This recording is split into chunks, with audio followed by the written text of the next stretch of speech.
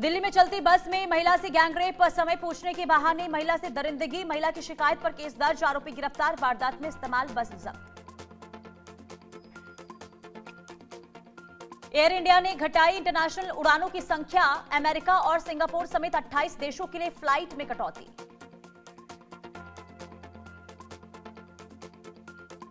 चीनी के बढ़ते दामों पर सरकार का बड़ा एक्शन, सरकार ने चीनी निर्यात पर लगाई रोक, सितंबर तक एक्सपोर्ट बंद रखने का फैसला।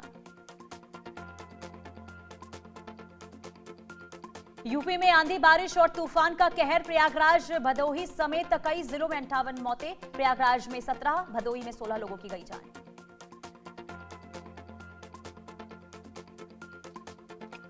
जम्मू कश्मीर के पुंछ में घुसपैठ की कोशिश नाकाम, सुरक्षा बलों ने एलओसी पर जैश के आतंकी को किया ढेर, अमरनाथ यात्रा के मद्देनजर सुरक्षा एजेंसियां हाई अलर्ट।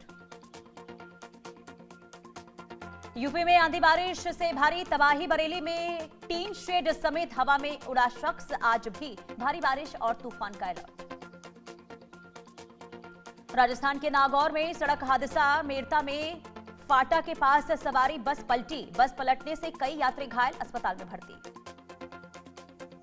महंगाई से परेशान जनता को एक और झटका, अमूल दूध और मदर डेयरी का दूध हुआ महंगा, अमूल दूध आज से 2 रुपए प्रति लीटर महंगा। उड़ीसा के अंगुल में हत्या से मची सनसनी, पिता पर बेटे की हत्या का आरोप, कुल्हाड़ी से हमला कर हत्या की आशंका। दूध के बाद सीएनजी का झटका, मुंबई में सीएनजी 2 रुपए प्रति किलो हुई महंगी, सीएनजी के दाम 2 रुपए बढ़े। नीट पेपर लीक मामले में सीबीआई का एक्शन जारी, अब तक 6 आरोपियों को किया गया गिरफ्तार, देश भर में कई ठिकानों पर सीबीआई की रेड।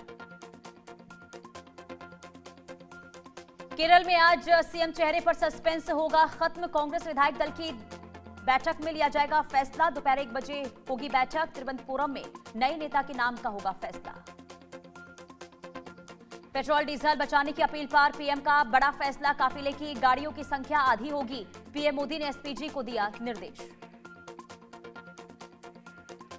मुलायम सिंह के छोटे बेटे प्रतीक यादव का निधन, लखनऊ के सिविल अस्पताल में प्रतीक यादव का निधन, अखिलेश यादव के छोटे भाई थे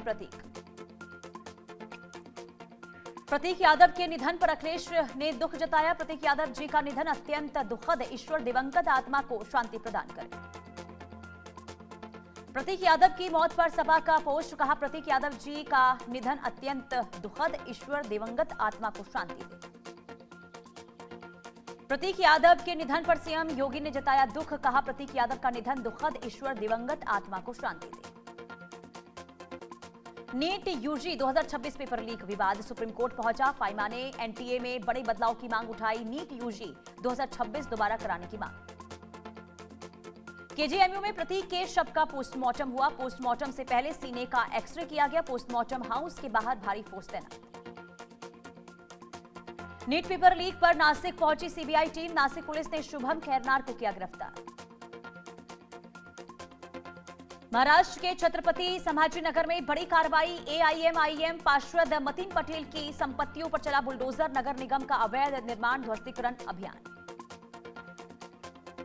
महाराष्ट्र के सांगली में बड़ा हादसा, दीवार गिरने से 6 श्रद्धालुओं की मौत, 15 घायल। सोना चांदी खरीदने वालों को बड़ा झटका, सरकार ने बढ़ाई इंपोर्ट ड्यूटी, सोना चांदी आयात शुल्क में बढ़ोतरी, आयात शुल्क 6% से बढ़ाकर 15% किया गया। गाजियाबाद में देर रात पुलिस बदमाशों के बीच मुठभेड़ हुई, कैश वैन लूटकांड के 2 इनामी बदमाश ढेर, 1-1 लाख के इनामी जुबैर और समीर ढेर। नोएडा एयरपोर्ट को लेकर चौंकाने वाला सर्वे, दिल्ली एनसीआर के सिर्फ 5% लोग उड़ान भरने को तैयार, 15 जून से शुरू होगी पहली कॉमर्शियल फ्लाइट।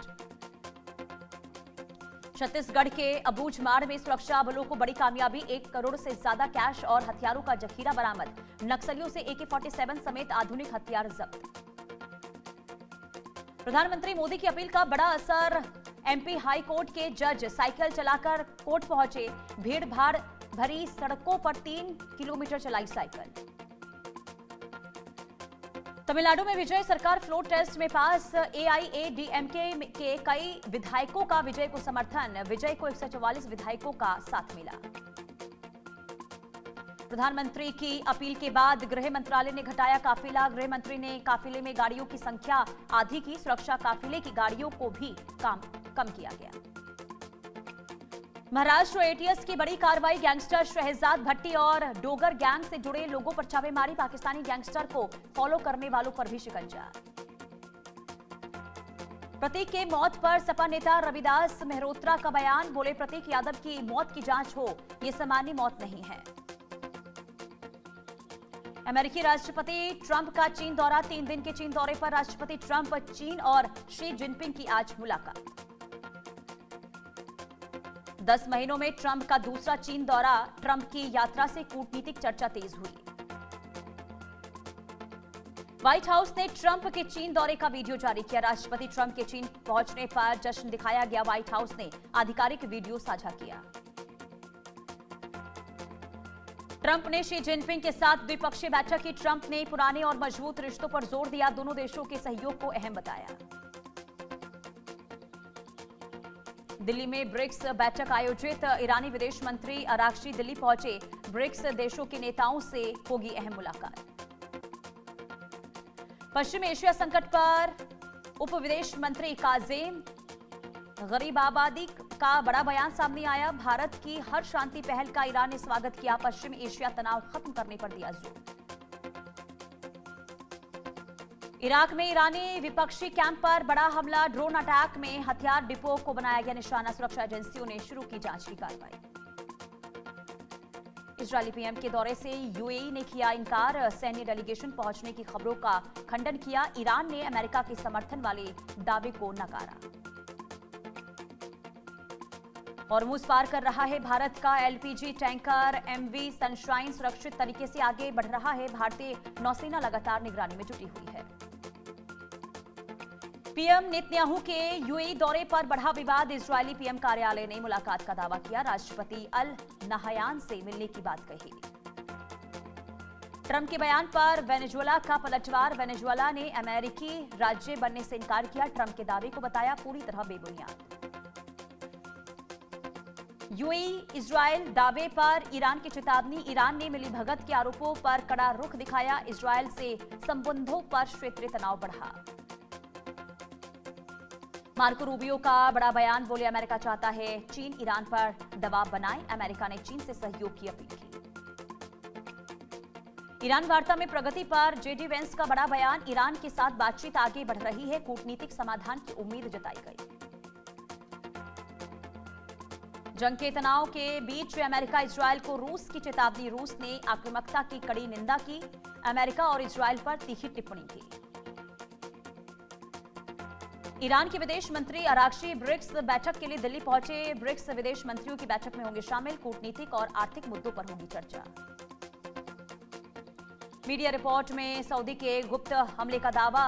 रॉयटर्स के अनुसार सऊदी ने बमबारी की। इराक में ईरान समर्थित ठिकानों को निशाना बनाया गया। सेंटकॉम की नाकाबंदी से 67 जहाजों का रास्ता बदला। सेंटकॉम ने ईरान बंदरगाहों पर नाकेबंदी लागू की। अमेरिकी सेना ने 67 कॉमर्शियल जहाजों पर कार्रवाई की। वियतनाम की उप विदेश मंत्री गुएन मिन्ह हैंग दिल्ली पहुंची। ब्रिक्स विदेश मंत्रियों की बैठक के लिए नई दिल्ली पहुंची। और चलिए आगे बढ़ते हैं। बड़ी